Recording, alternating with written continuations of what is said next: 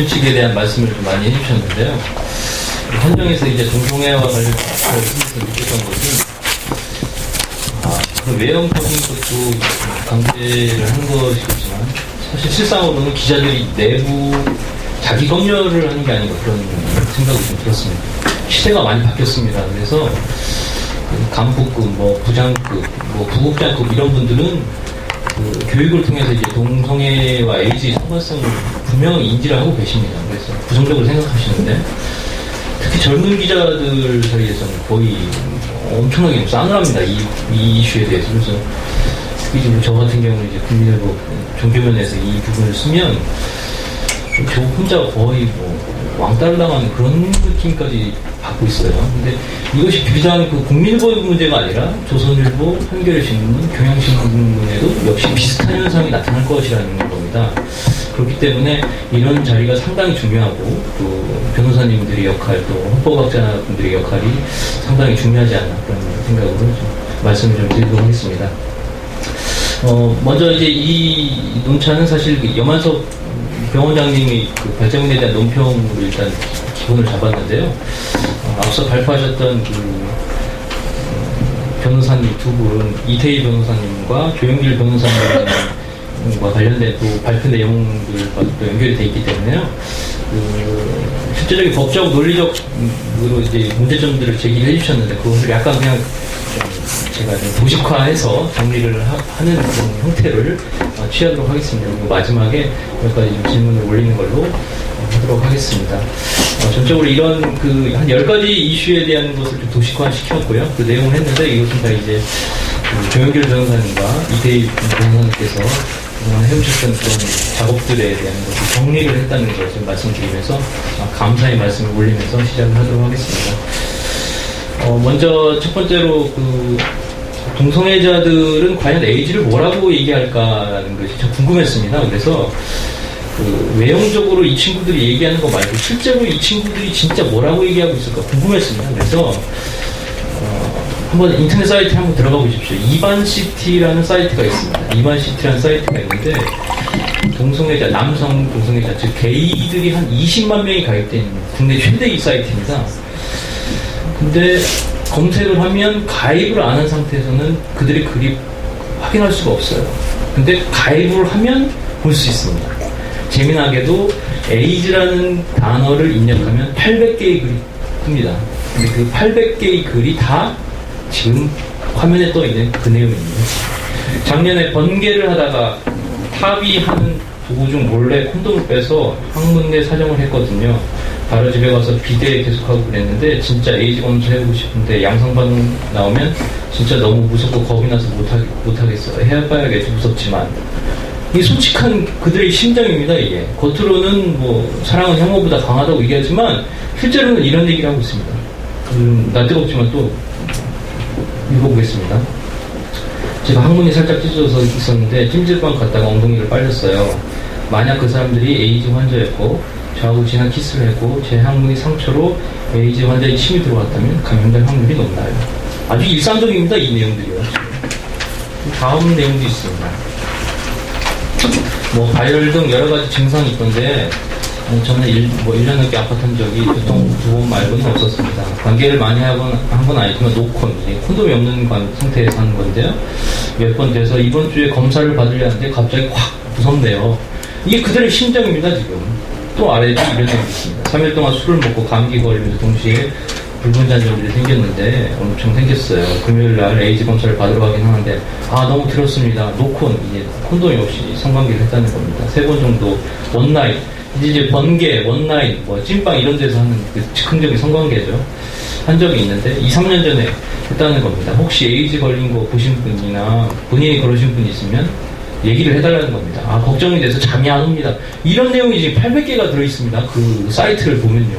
프레네스코는 어떻게 사랑은 혐오보다 강하다고 이렇게 자꾸 얘기를 하는지 좀 의문스럽습니다.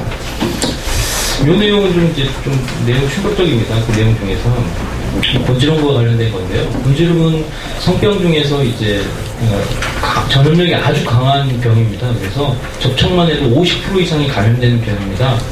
그래서 이제 그 항문 주위에 이제 수포처럼 생겼는데 그 수포가 이제 좀 커지면서 터지면 이제 고름이 나오고 뭐 하여튼 복잡한 질병입니다. 근데 레이저로 지지지 않는 이상 이게 없어지지 않는다고 해요. 그래서 한 2개월 동안 고생을 하는데 동성애자들이 아주 무서워하는 질병입니다. 근데 이 내용이 뭐냐면 이 친구가 이제 곤지름 때문에 사당동에 있는 병원에 갔는데 검사를 받고 이제 지져서 이제 없애려고 갔는데 의사가 부르더라는 겁니다. 그래서 가서 봤더니 너가 지금 에이즈 양성 반응이 나왔다. 다시 한번 그 대학병원에 가서 2차 검진을 받아보라. 근데 이 친구의 마지막 말이 그렇습니다. 양성이 나오면 저 이제 어떻게 해야 할까요? 이것이 그들의 심정이에요, 지금.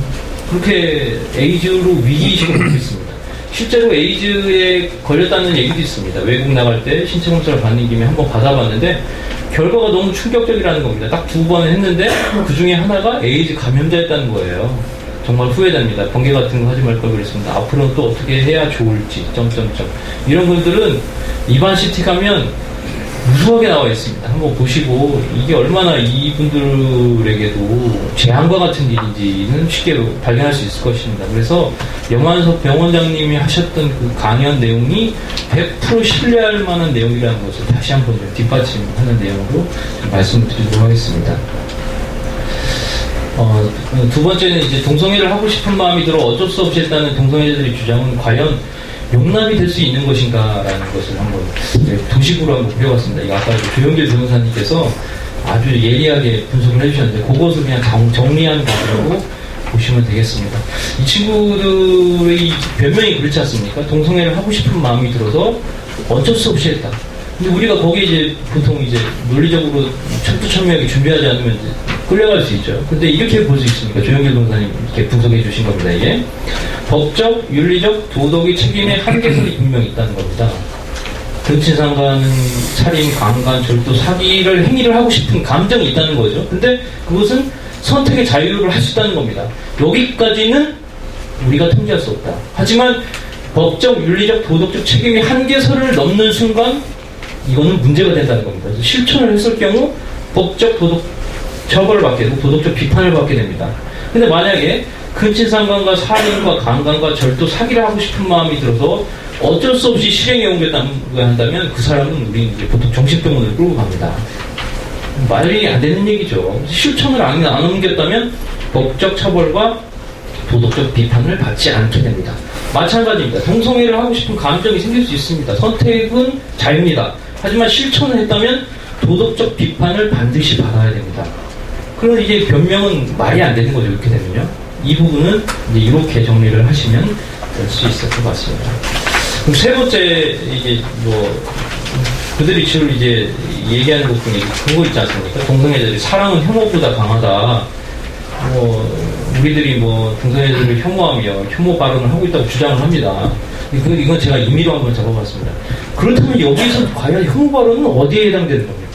사랑의 표현, 사실의 근간 의사 표현입니까? 낮은 수준의 충고입니까? 높은 수준의 충고입니까? 비방 목적입니까? 공공 목적을 띈 중간 수준의 평가입니까? 낮은 수준의 감정적 표현입니까? 경멸적 표현입니까? 욕설입니까? 범죄입니까? 도대체 우리가 얘기하는 그 비판이 그 저들이 말하는 혐오가 과연 여기에서 어디에 해당된다는 겁니까? 도대체. 설령 이제 100번 양보해서 그 언론에서 말하면 이제 그 명예훼손 조각사유가 있습니다. 3가지 조각사유가 있는데 여기에 한번 돌려서 얘기를 해보도록 하겠습니다. 소위 혐오 발언이 있다고 쳐요. 그러면 조각사유가 3가지입니다. 공공이익에 부합하는가, 사실을 그대로 적시했는가, 비방 목적이 있는가 합니다. 공공의 이익에 부합하면 법적으로 처벌이 불가능합니다. 지금. 그러면 이게 과연 혐오 발언이 공공의 이익에 부합하면 과연 이게 진짜 혐오 발언이 되는가?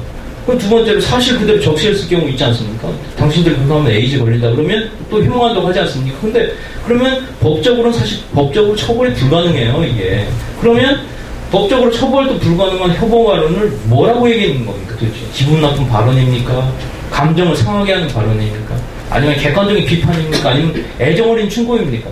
이 혐오가요, 사실은 말장난입니다. 지금 엄밀히 말해서 말장난에 불과하다는 것을 지금 말씀을 드리고 싶은데요. 마지막으로 비방 목적이 있는가? 명예훼손 조각사유 3번째입니다. 이것도 마찬가지로 비방 목적이 없다면 어떡할 겁니까, 이게? 그러면 법적으로 처벌이 불가능하고 이것에 대한 평가도 역시 마찬가지로 어렵다는 겁니다. 혐오의 원칙이 있습니다. 두 가지입니다. 첫 번째로 역사적으로 극심한 탄압을 받았던 사람들에 대해서 혐오 발언을 적용할 수 있습니다. 두 번째로 절대 생리적으로 왔는데 그것을 변경할 수 없을 경우는 혐오 발언이 적용될 수 있습니다. 쉽게 얘기해서 이런 거죠. 전라도 문둥이, 예의, 잡것들, 머리 이런 식으로 많이 했다고 쳐봐요. 그러면 전라도에서 태어난 게 내가 어떻게 하고 싶어서 태어난 겁니까? 그건 아니잖아요. 유대인 XX들아. 이거는 역사적으로 아주 극심한 탄압을 받았었죠. 죽기도 했죠. 이 깜둥이들아. 이거는 어떻게 바꿀 수가 없는 거잖아요. 이런 면에서 이거는 혐오에 해당될 수 있다고 봅니다. 근데 이거는 우리는 지금 이 동성애와 관련된 거는 절대 혐오에 해당되지 않는다는 것을 말씀드릴 수 있습니다. 다섯 번째 이슈 넘어가겠습니다. 현재의 상황은 이렇습니다. 차별금지 금지법 제정 전인데요. 동성애자, 왼편에 있는 동성애자나 동성 커플의 주장과 오른쪽에 있는 동성애 반대론자의 주장들이 자연스럽게 이제 논의가 되고 있는 상황입니다. 헌법이 보장된 양심, 사상, 종교의 자유에 따라 서로 비판이 가능한 아주 자연스러운 상황에 있습니다. 근데 문제는 차별금지법이 이제 통과됐을 경우 이런 현상이 벌어진다는 겁니다. 굵은 이제 박스 안에는 동성애자와 동성결혼을 했던 커플들의 이런 주장은 다 보호를 받게 됩니다. 근데 차별금지법에 따라 우리 동성애 반대하는 분들이 발언은 이제 금지가 된다는 거죠. 이런 상황이 발생할 수 있다는 겁니다. 여섯 번째로 차별금지 법안의 가장 큰 문제는 얼마든지 변경이 가능하고 가치 판단 영역에 속하는 동성애를 차별금지 사유에 포함시켰다는 겁니다. 국가나 민족, 인종, 피부색, 성별, 장애, 나이, 언어, 출신 지역, 혼인 여부, 임신, 출산 이런 거 갖고 차별하자는 얘기가 아닙니다. 이거는 당연히 차별하면 안 되죠. 변동할 수도 없습니다. 절대 차별하면 안 됩니다. 하지만 성적 취향, 정체성, 성정체성, 종교 사상, 정치적 이견 갖고 차별하지 말라는 거는 이거는 비판의 자유마저도 차단시킬 수 있다는 겁니다. 그렇기 때문에 이거는 변동의 가능성도 높고 동성애를 하다가 안 할 수도 있는 그런 문제인데 이걸 생리적으로 갖고 나오는 것도 아니고 그냥 바뀔 수도 있는 겁니다. 이걸 갖다가 비판마저도 못하게 한다는 것은 양심과 사상, 종교의 자유를 이제 침해한다는 그런 내용이겠죠. 일곱 번째 이슈입니다. 그렇다면 동성애 주장 정말 법적으로 타당할 것인가? 아까 이제 조영길 변호사님께서 말씀하신 그 내용입니다. 법치주의의 한계선이 있다는 겁니다. 그래서 일남일녀의 결합으로 된 결혼은 대한민국 법체제에서 다 보호한다는 겁니다. 상속, 의료, 사회보장, 세제, 주택마련 등 이런 것은 이제 아까 이태희 변호사님이 말씀하신 내용입니다. 이 보호 내에서는 보호를 해주는데 문제는 이 선을 뛰어넘는 순간 법적으로 보호를 안 해준다는 겁니다. 동성, 근친, 동물과 결혼하거나 불륜 커플, 여러 명의 이성과 결혼한 사람은 법적으로 혜택을 줄 수 없다는 겁니다, 지금. 그렇기 때문에 김조광수 씨를 인정할 수 없다는 겁니다. 보십시오.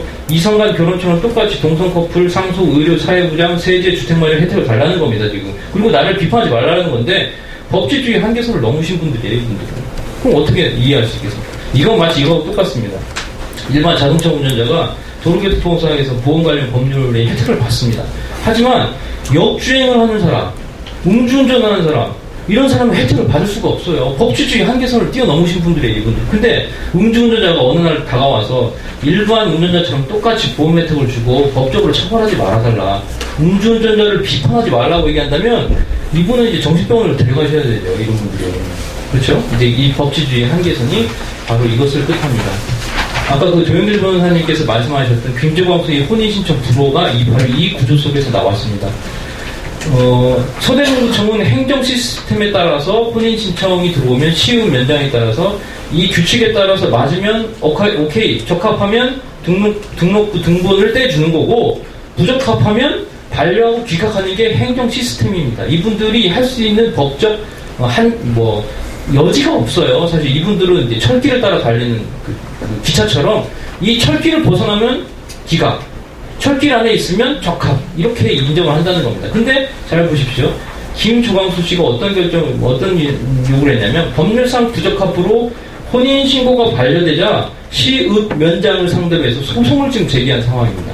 근데 시읍 면장이 할 수 있는 건 없습니다. 레일을 벗어났으면 반려 기각이고 레일 안에 있으면 주민등록상 부부로 등록을 해주는 이런 시스템 안에 있는 겁니다. 이분의 행정 시스템 안에 있기 때문에 이분들을 상대로 해서 소송을 제기하는 것은 별 의미가 없습니다.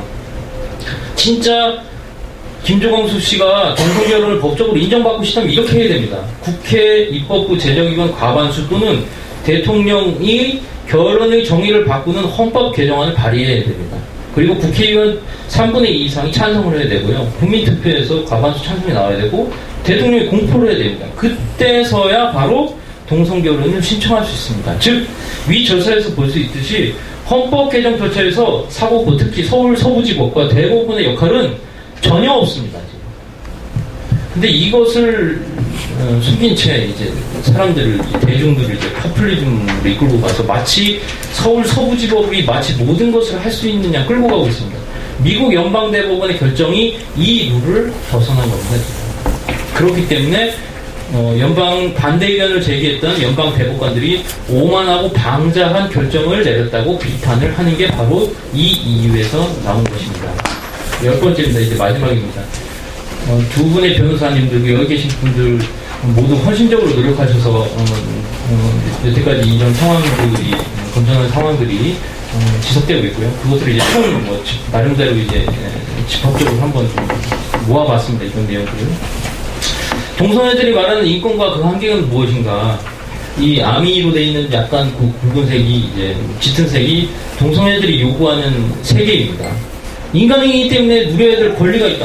누가 반대합니까? 그 내용은? 법적으로, 법률로 인정받고 보장받는 영역이에요. 동성애들도 평등하게 권리를 달라. 법률로 보장되는 영역입니다. 그 영역이. 근데 동성애자의 성적 취향은 유전이 아니기 때문에 선천적 인권에 해당되지 않는다는 게 비판의 이유예요. 그러면 헌법 제37조 2항을 뛰어넘을 경우 대한민국 사회에서는 헌법 제37조 2항 국민의 모든 자유와 권리는 국가 안전보장, 질서유지 또는 공공권리 위하여 필요한 경우에 하나의 법률로 제한한다는 이 규정을 뛰어넘는 순간 대한민국 사회는 이것을 허용하지 않습니다. 그것이 뭡니까? 남남간, 여여간, 부도덕한 성행위 절대 헌법 37조 2항이 인정하지 않습니다. 이거는 뛰어넘었어요. 그거는 헌법 및 법률로 보장할 수 없는 영역입니다. 동성결혼으로 전통적 사회 질서를 허물려는 시도, 이걸 어떻게 인정할 수 있습니까? 이것도 역시 마찬가지로 헌법 제37조 2항을 뛰어넘은 겁니다. 군대 내에서 동성 간 학문 성교행위, 이것도 헌법 제37조 2항을 뛰어넘는 행위입니다. 그래서 법적으로 제한을 두는 행위입니다. 이거는 인정을 못 받습니다. 다음에 남성 간 성접촉을 한 동성애자의 헌혈행위, 헌혈을 받지 않습니다. 대한민국. 그렇기 때문에 이 규정을 뛰어넘었어요. 하면 안 됩니다. 동성애 반대 세력을 혐오 세력, 반인권 세력이라고 악의적으로 비방하는 행위, 이거는 명예훼손에 해당됩니다. 그렇기 때문에 이 헌법 제37조 2항을 뛰어넘는 위험한 행위라는 것을 그냥 하나의 도식으로 좀 표현을 했습니다. 죄송합니다. 변호사님들 많이 계신데 제가 이제 법조항 막 드리면서 하는 건 그동안 이제 그 변호사님들이 쌓아올렸던 그 공들을 제가 그냥 간단하게 요약해서 정리를 한 것이고요. 질문이 있다면 이제 아까도 말씀드렸듯이 그 국가인권위원회법 성적 지향이라는 내자, 이게 사실 만학의 근원입니다. 이 근원을 통해서 모든 것이 다 지금 세팅이 되고 있습니다. 법은 제가 이렇게 잘 알지는 못하지만 그런 두 가지 특징이 있더라고요. 하나는 프로히비트, 금지하는 게 있고, 하나는 프로모션, 촉진시키는 두 개의 과정이 있더라고요. 그러니까 프로히비트, 성적 지향을 이유로 비판하지 말아달라고 프로히비트를 하는데, 문제는 프로모션에 있다는 겁니다. 왜 성적 지향을 갖고 있는 사람들을 왜 촉진을 시키는 거죠? 그렇죠? 대한민국 사회가 왜 그런지 모르겠습니다. 이 부분에 있어서 성적 지향이라는 내자를 반드시 이제 뽑아내야 되는데, 그렇다면 실제적으로 그것을 뽑아내기 위한 구체적인 방법은 무엇이냐, 요거를 한번 좀 말씀을 해주시고요. 다음에 우리 대한민국 사회에서 혐오 논리가 계속 이게 횡행하고 있는데, 그렇다면 이 혐오 논리에 대한 급소가 무엇일까, 과연 어떻게 이 부분을 혐오가 마치 유령과 같은 논리다, 이것이 코에 보면 코골 기골인데 이것을 어떻게 좀 명확하게 이제 드러낼 것인가, 요기에 대한 것들을 가능하시면 발표해 주셨으면 좋겠습니다. 네, 감사합니다.